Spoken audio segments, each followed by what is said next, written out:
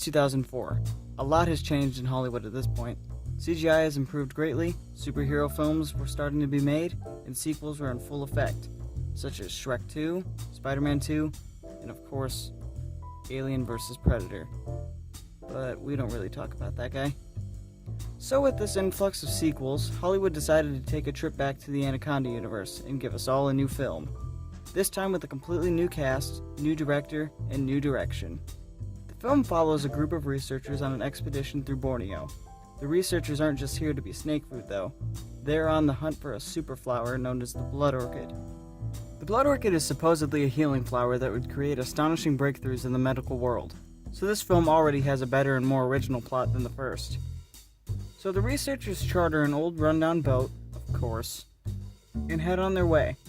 This is where we are introduced to the boat's captain, Bill Johnson. This guy knows all about safety and travel through the waters. Or so he thought. Anyway, after a while of floating through calm waters, one of the researchers, Gail Stern, man, these are the most non-creative names I've ever heard, tries to get phone signal. This leads to her falling overboard and getting grabbed by an alligator. Just when you think she's done for, Bill jumps over and stabs the animal to death, and the two continue on with their lives. But not before this scene. You okay? I lost my phone. Sorry to hear it. Yeah, she just got rescued by a dude risking his life, and that was her response. Okay, seems legit. Moving on.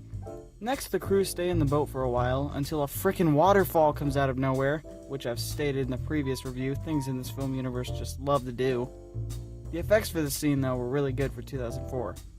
After that, the boat is totaled, leaving everyone now stranded in the jungles of Borneo with no phones or shelter.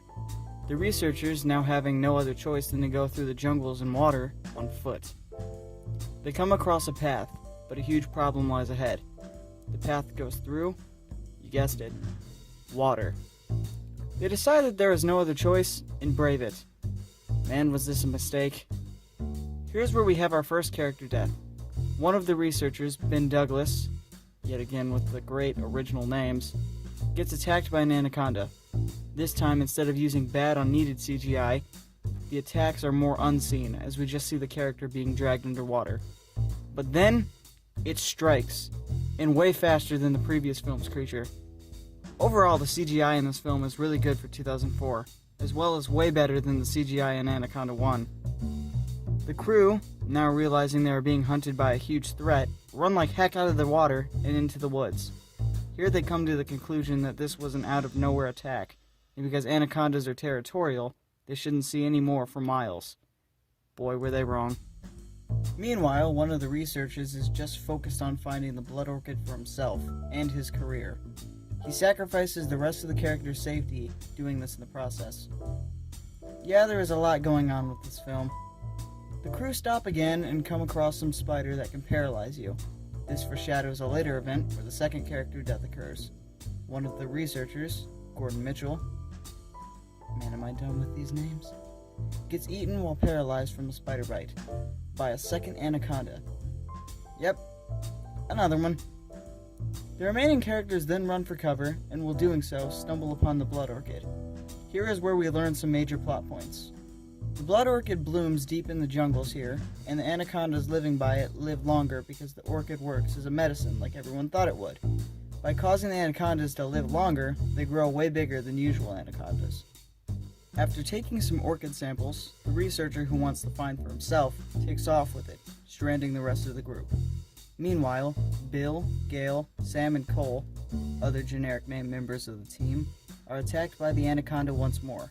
The snake grabs Cole and is about to eat him, but Bill gets him in time and stabs the anaconda, killing it in the process. The snakes die way easier in this film than in the first. In Anaconda 1, it took 3 shots to the head to even phase it, but here, a knife does the trick. But that's these type of movies for you. The crew eventually meet back up with Mr. Get Me Famous and have a final showdown with a third or fourth anaconda, supposedly the final snake after them. Here it looks like Mr. Famous might win, but in the end, he gets eaten. The 4 researchers then get the anaconda to fall into a deep pit and make it explode. Yep, you heard me correct. It explodes. Just like how they killed the anaconda in the first film. But wait, they decided to add a bit of originality here, and instead of the explosion killing it, a falling rock finishes it off. Wow. What a wild ride that was. Now I see why Turbulence had that as its tagline.